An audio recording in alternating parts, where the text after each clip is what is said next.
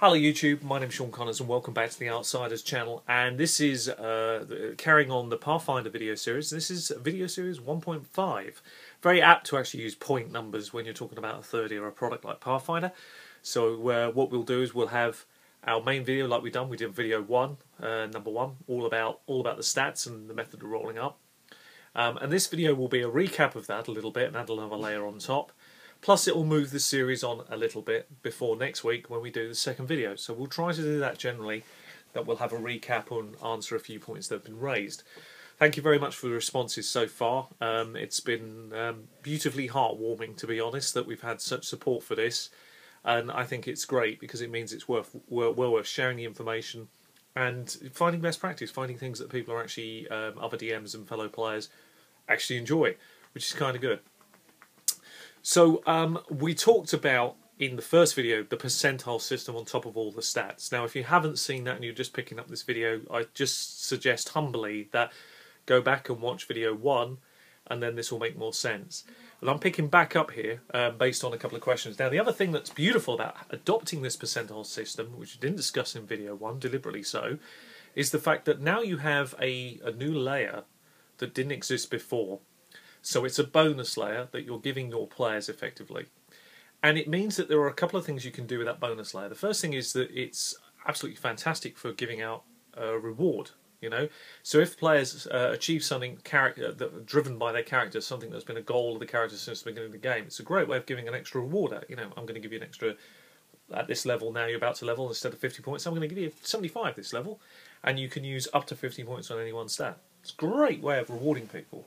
Fantastic. Now the other thing that's really clever here is that you also then have the option, is if say somebody has to play someone's character in for a session because they're going to be missing, and let's say that you know, it took their character, for argument's sake, I don't know, 3 sessions for argument's sake to level up, and they were missing for one of those sessions. That's about a third of the percentile points. Generally, my players discuss that a lot themselves. They sort of say, well, I missed a session, you kindly played my character in. I give you 17 percentile points for playing my character in. Is that okay? Well, could you make it 18? That would really help me. Okay. And that's great because the player loses a few percentile points, not a big problem. He still can use up to 25 of what he's got left, so he'd lose 18, but he's still got 32, so he can still use 25 on the main stat. It doesn't alter the process, and he's still got 7 other points to play with. The player who played the character in feels rewarded for the extra effort of playing that extra character in, and the group continues not to skip a beat. Because one of the problems that you have in Pathfinder, because of the maths, because of the way the game actually works, is the fact that you face what I would call a dilemma. Because if you run any systems in Pathfinder that penalise the players for not being there, whether you don't allow them experience points for not being there in a session, or anything like that, or even give out odd experience points, in a system like this, which is so driven by the characters actually being the appropriate level for the right challenge ratings, you will know from experience of running the game. We have a term for it over here in the UK which may not fit another analogy in different countries, but effectively we call it dead man walking, because you often see the character that falls behind. And I've adapted so many systems I've got it wrong, where I've tried, you know, you weren't here so you can't obviously get that experience award, or no, you don't get this or that. It just doesn't work. That character is weaker by definition. By being weaker, they don't have the hit points, they don't have the saving throws, and they generally normally end up being the character that dies again, and it becomes an even bigger problem because they missed one session or you've penalised them accordingly. So this extra layer through the percentage system gives you something which is fantastically fun to use. There's so many different ways that you can use it. I just want to open that up to you and explain that, so that it gets your minds thinking around it and you think, yes, I see where you're going with that, that makes sense. Now this video, the second half of this video, is going to be focusing on the next logical step, and some of you have already guessed that, which is hit points. Now for some of you have mentioned that you're using a wound and vitality system, and that's great. If that's the system that you use and it works for you, you know, don't get me wrong, anything I suggest in this series is there as a suggestion. It's not there as a definitive, this is the guide that you should use. It's whatever works for your particular groups. But there are good options based on many years now of play, and we haven't just adopted them once. It's something that's become universally adopted over the course of time with Pathfinder / 3rd edition, and really works for the game. Bear with me because I can see my cat is going to cause a problem. And there she goes on cue. Off you go. Bye-bye. Thank you. Sorry about that. Interrupted, would you believe it? In the middle of a video. How detestable. Anyway, so the second half of the video now, we're going to focus on hit points. Now, obviously, for me, it's really simple. I'm not going to say anything really revolutionary here. It's going to surprise quite a few people. Because we're going to, at some point in the future, discuss, like I did in the After Many Months of Play video from Pathfinder, there are so many layers to stop characters dying, and hit points obviously forms one of those layers. But it's a layer that's intrinsically important. It's actually ingrained in the very essence that makes, effectively, Dungeons & Dragons stroke Pathfinder, because that's really what it's built off. It's built off, Pathfinder, of course, is the 3rd edition engine. So whatever we discuss here, we have to remember how important intrinsically hit points are to the game, and what your belief in those hit points are, whether it's an abstraction or something else, it's up to you. But we're talking mechanically for this video. So let me try and quickly sum this up. Now, Pathfinder has definitely upped the ante in terms of the, I would call it the power creep of the systems. In the old days, of course, a wizard would have, a D4, rogues would be using, thieves would be using a D6, and so on. Now, of course, it's completely different. The lowest dice people use is a D6. Rogues moved up to a D8. Pretty much everybody's had, in some way or shape or form, had a punch of hit point pushed into them.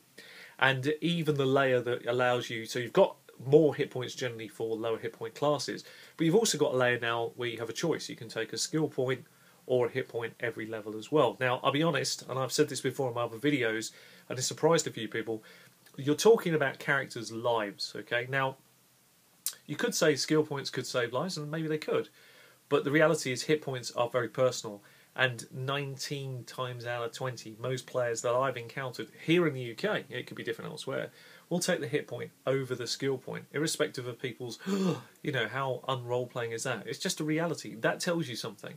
It tells you something that when something is so good that most players will take it, there's something wrong with it. It should be so close that some will, some won't. You want to sort of as close as possible as 50%, don't you? That's not the case I've seen. So then I didn't want to change that. I just had to understand the mechanics around it and see what would work or what would function with it. So I then came to the next realisation. I was looking at hit points within Pathfinder, that any changes I make had a serious repercussion to the actual way the game works. And it's very based on high-level maths. It's very based on maths. When you work it all down, the challenge ratings, how much treasure per, how much wealth per level, it's all very calculated. And any time the characters are punching above their weight, they're able to take on bigger challenges. And whenever they're not, they don't have quite the hit points or the wealth per level, they're punching below their wealth. And these are little details that are very important for the DM to be aware of. So if you want a low-powered world and your characters don't have the wealth per level, you know that your challenge rates, you can start thinking about the challenge rate and scaling those down, because your characters just haven't got the punch ability to stand up to those fights for a sustained period of time. So very simply what we did, we're getting to a long story drawn out here, but it's a very important one, is what we realised as we played was a very simple thing. What I did is I made sure that all the enemy in Pathfinder game, every enemy basically had pretty close to maximum hit points, within a few of maximum hit points generally, is what the players faced. That seems to work. But in doing so, even if you did it at half the points, there was a problem, because the players were way punching above their weight hit point wise to the enemy at the half value point, and there are some issues with those challenge ratings within the book, and you discover that more and more as you explore the system. So what we did was we made sure that the enemy's hit points were as close to maximum as possible. It's your choice, just as close as you want them to be, maybe within 20, maybe 10, 5, 15, 20, whatever it is, but close to maximum. That works for the challenge rating, and then make sure that the players' hit points, the one change is that although they start with maximum hit points at first level, what we realised was if you then allow the players to roll the dice, it has a huge impact on certain classes. So for example, if a fighter starts with maximum hit points, let's say he's got a con of 12, he takes the hit point bonus instead of the skill, which totally makes sense when you think about it. He's going to start off with 12 hit points. Quite nice, not bad, 12 hit points. However, if on the second level he was to roll one dice, and it ended up being, he rolled a 1, now he's only got 15 hits. 1 plus the 1 bonus for instead of the skill point, plus his con, plus the original 12 that he got, so he's now got 15. Now he's significantly punching below his weight when you look at half hit points for creatures. Significantly, just based on one roll. So that creates a problem. A massive issue. So the way around that issue generally, and it works incredibly well, and it's been a big bonus as a GM for me, is simply this. Every time in 3rd edition products, any character levels, obviously first level's maximum, we accept that as the norm, but the second level, they roll their hit dice, and so do I as a referee for them openly. And whatever the highest roll is they take, it makes you feel good as the GM, you're helping them. Your role is often the one that helps them, and it's a very simple win-win. So let's quickly recap here in this programme what we've covered off here today. We've discussed a little extra layer on top of the percentage ripple and why and what it can do for you and how you can utilise it in your games. We've also now talked about hit points, how we're pretty much leaving those alone, but at the same token, what method we're using alongside that. Many of you will have your own method. One method that we found that really didn't work for us, because when you take the average, so I've heard some people doing things like the players can take the average of the hit points or make a roll, and if they roll, they take what they roll. That's just penalising the player, you know. So, for example, if the average of the fighter roll is 5 on a d10, and the average is 5, and you're forcing them into a roll. If they roll a 1, they've got to take it. It just is player unfriendly. It's just not, you know. I'm all for making it tough for the players. Don't get me wrong, but it just doesn't really, that doesn't work. So you're better off actually. You roll, they roll, and that works so well. As well, no maximum hit points because that's a nightmare. Don't get into that game at all because Pathfinder's already got enough great layers for the players. But they roll and you roll works out very nicely too, and definitely makes you feel good about what you're doing in your game, and equally the players will respect. At every level there's a certain amount of respect, a lot as well as the percentile points, because they really do add at every level, irrespective. There's no real dead levels in Pathfinder, but this really adds another lovely level every time. So it's very meaningful, and that's a good thing. So I'm sharing with you today those points. Anyway, I've been Sean Connors. This has been all about Pathfinder. Until the next time, take care of yourselves, and I'll leave my daughter at the end to explain what to do next. Anyway, take care of yourselves, and we'll see you soon. Bye-bye. Happy gaming. What do you want people to do? Happy gaming. Happy what? Happy gaming. Okay, say it. Gaming.